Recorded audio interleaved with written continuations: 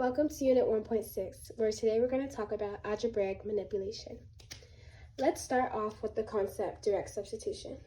Direct substitution, all it means is that you just plug in your c value for your x value. Let's look at an example. If I had the limit as x approaches -1 and my f of x was x squared plus 2x minus 4, all I would have to do is plug my c value for each of my x value. This can be shown as -1.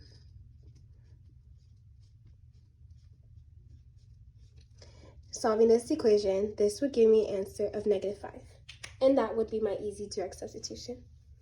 Another concept is called constant.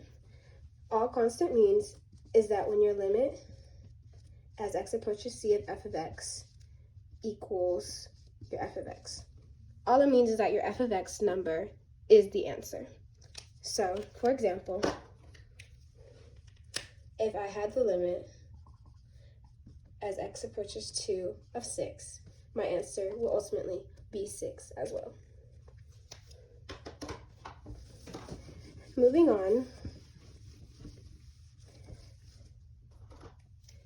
another concept is factoring,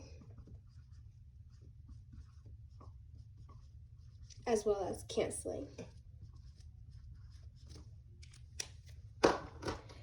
This usually occurs when your limit cannot be easily substituted. So like we did before, direct substitution, we can easily plug in our c value for our x value.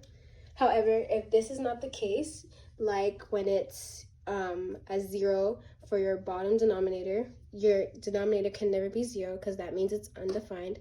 So you would have to factor your limit first, cancel out some of your limit, and then do direct substitution.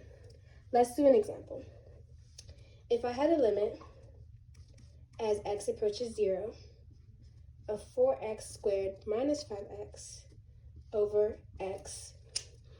Looking at this equation right now, my c is 0, so I cannot plug in my c for my x, or I would get a denominator of 0, which would equal d and e. So we automatically know we cannot do direct substitution. So what we have to do is factor it out. If I were to factor out an x, I would get this equation. So after factoring, we can cancel out. I will cancel out these two x's, and I'm left with the equation 4x minus 5. Now, because I factored and canceled, I can now plug in my c for my x, and I would get the answer -5. And that would be my answer after doing factoring, canceling, and then direct substitution at the end. That is all for 1.6. Thank you.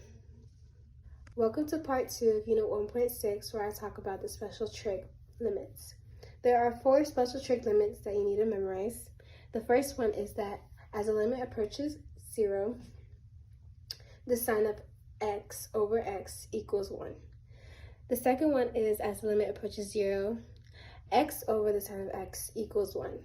The third one is as the limit approaches 0, 1 over the cosine of x over x equals 0. And the fourth one is as the limit approaches 0, x over 1 minus the cosine of x equals 0. Note that these special trig function limits are always going to be approaching 0, as x's will always approach 0.